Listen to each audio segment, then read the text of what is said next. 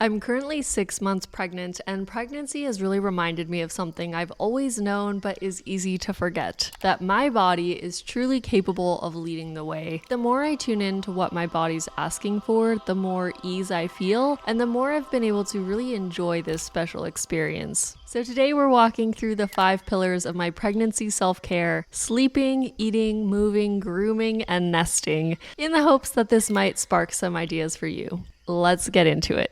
This video is sponsored by Ritual. Hey guys, it's Robin and welcome to the Science of Self-Care, where we fall in love with the practice of taking care of ourselves so we can live better, longer. I've gotten a lot of requests to make more pregnancy journey related content. I know not all of my audience is pregnant, but this video will be a little bit more specific to pregnancy. So if you've been wanting that sort of content, then this is for you. It's pretty crazy to realize how much time has flown, but I feel like I've gotten into a proper rhythm with pregnancy, and I'm excited to share all the little things that I've been doing to help me feel my best. And so let's get into it. Part 1, sleeping. Sleeping is my anchor for everything, and I aim to get about 9 hours of sleep a night, which is definitely more than I needed pre-pregnancy. But if I don't get this, then I feel it immediately. I need to take a nap, or I spend the whole day feeling like a zombie. My energy varies a lot over the course of a day and a week. So some moments I'm really unstoppable, and others I feel completely overwhelmed. So I like to organize my work around that. I'm very lucky to set my own schedule, so I usually work in the mornings and again in the evenings when my brain feels sharpest. The afternoon is usually when I'm feeling most sluggish, and I've done a non-pregnancy related video on circadian rhythms related to sleep and energy in the past, so if you're interested in that, I will link it down below.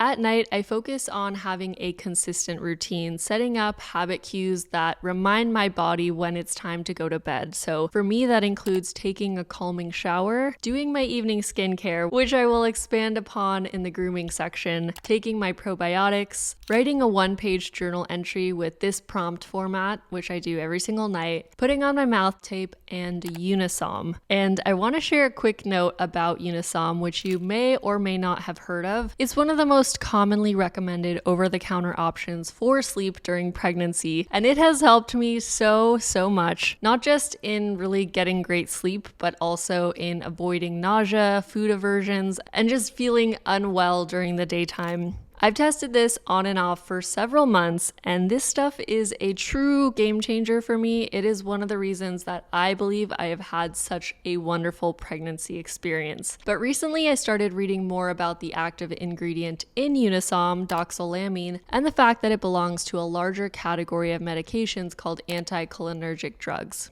So I wanted to take a moment to dig into this, just in case you've seen some of the same headlines and studies that I have. So anticholinergic drugs are a big, broad group of medications. Some are used for allergies, some for nausea, some for sleep, and a few of the very strong long-term ones have actually been linked to dementia risk in older adults who take them every day for many years. So this really alarmed me at first, but after researching this more and also talking to my doctor, there's some important nuance here. Doxylamine is one of the mildest anticholinergic agents, and the research behind these headlines does not apply to someone in their 20s, 30s, or 40s using doxylamine for a few months during pregnancy. In fact, the anticholinergic effect completely clears from your system within 24 to 48 hours, and then your body goes back to baseline. So doxylamine is considered one of the safest drugs you can take during pregnancy for sleep and nausea, and there is no evidence at all that short-term use causes memory problems, brain changes, or lasting cognitive effects.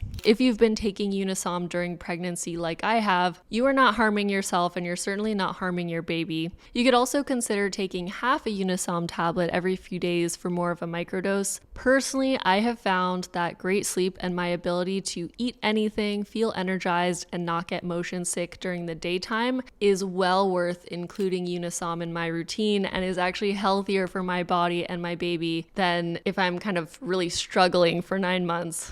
However, if you prefer to use other sleep aids, magnesium is also a really great option. So I just wanted to go on that little deep dive to give you guys more information so you can decide what feels right for you and your body. I know many of you like to go drug-free, which I completely respect, and there are so many ways to also support your sleep and your health that have nothing to do with any sort of drugs. Part 2, eating. Pre-pregnancy, I used to eat a few large balanced meals a day, and now I've found that eating tiny appetizers all day long makes me feel my best. It helps keep nausea at bay, but it also helps me from feeling overly stuffed because there's less space in my belly. I actually attended an event recently that was 4.5 hours long, and normally it would be no problem for me to wait and eat after the event was over. But during this event, I could not stop thinking about snacks because I was getting kind of nauseous and feeling this crazy pang of hangriness come over me. So I ate so many little snacks over the course of this event, and it was just so funny to me because it was so clearly different than how I would operate in the past. Now I always try to carry a protein-rich snack in my bag or a piece of fruit. Fruit has been my #1 craving in pregnancy. I think it's related to just a need for hydration and water in my body. Hydration has been so huge for me, and I noticed such a difference in my mood and my cravings and my headaches if I include electrolytes into my week. So even sometimes if I haven't necessarily done a sweaty workout, I will still drink some electrolytes because it really helps keep any pregnancy dehydration headaches at bay. Dehydration in pregnancy is a real risk, so it's super important to continue to stay hydrated. In general, I try to eat healthy whole foods, but still acknowledge whatever cravings I'm having, including chips and crunchy things or French fries and ketchup. I haven't craved ketchup in over a decade, but here we are, and I'm just enjoying it in moderation.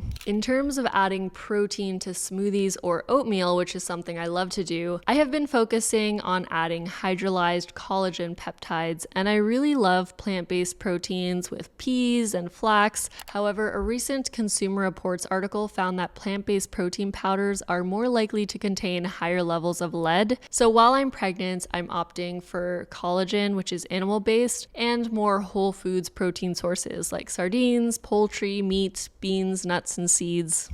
Interestingly, I have been craving more carbohydrates and less protein during pregnancy, and I've completely been honoring my body's signals and cravings. I'm not too worried about my macros, but I'm just trying to choose whole foods and follow my body's lead. Some staples in my diet are oats with collagen, a big glass of electrolytes, and 1 large matcha a day, under 200 milligrams of caffeine, which is the cap that most doctors will recommend. Every morning, I also take my supplements. Supplementation is not only important for a mother's body, but also for the baby, the developing fetus. In addition to my prenatals, I also take natal choline and omega-3s every day. And I want to expand a little bit on Ritual's natal choline, which I have been loving. I've been taking natal choline since I found out I was pregnant, and I'm really excited about the research related to this. There's strong clinical evidence behind why we should be taking choline while we're pregnant. This nutrient really helps baby's brain development, and most prenatals do not include a lot of choline, if any. This is 550 milligrams to ensure that you and your baby are getting enough choline. What I especially love and appreciate about Ritual supplements is that all of their ingredients are made traceable online, so you can see exactly where different ingredients are coming from. By being consistent with my prenatals, my natal choline, and my omega-3s, I feel like regardless of what I end up eating or not eating in a day, at least I have a really strong nutrient basis that will help support my body and my baby's body.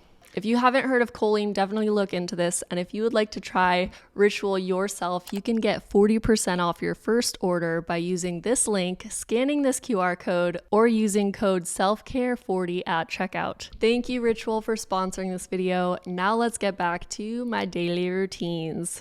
Part 3, moving.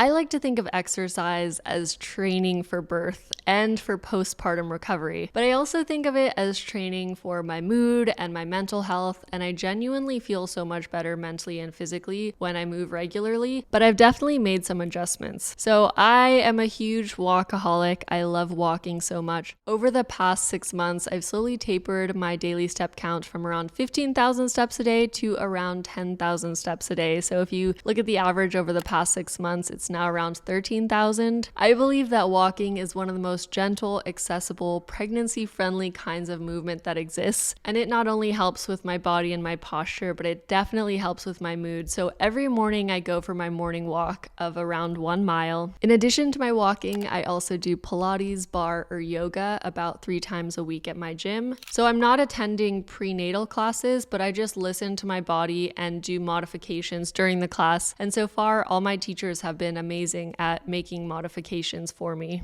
On days when I'm not able to get to the gym or I'm just feeling extra tired, but I still want to do something for my body, I will use my little home stepper, which is basically a miniature elliptical. And this has been such an affordable little way to continue to work on my leg strength and arm strength and get my heart rate up at home. Also related to movement, I have to say that barefoot shoes have been one of the best changes I've made this past year. I did a whole video on barefoot shoes, but I think especially during pregnancy, it's very common to start getting an achy back and achy joints and limbs, and barefoot shoes have really taught me to walk properly. So I actually wear these barefoot ballerinas every single day. I love them so much, and they're the perfect pregnancy shoe because they're comfy, they're walkable, but I think they look still kind of sleek and stylish. Speaking of style choices, now let's move on to grooming. Part 4, grooming. Grooming might sound superficial and superfluous while you're pregnant, but for me, it's so fundamental. Getting ready for the day makes me feel awake, put together, makes me more productive, and makes me more social. So my morning routine usually includes a red light therapy meditation. Then I will get into my skincare. And in the morning, I've really been focusing on vitamin C, growth factors, and sunscreen. I have a video coming out about growth factors soon, so I won't go into too many details, but I do want to mention that I'm trying a few dupes for the SkinCeuticals vitamin C, and to be honest, I love them both very much. So I think there's no reason that anyone needs to be paying for the SkinCeuticals when the patent on their formula has expired and there's now a lot of great options on the market. Here are a few other affordable products that help keep my skin glowy and hydrated.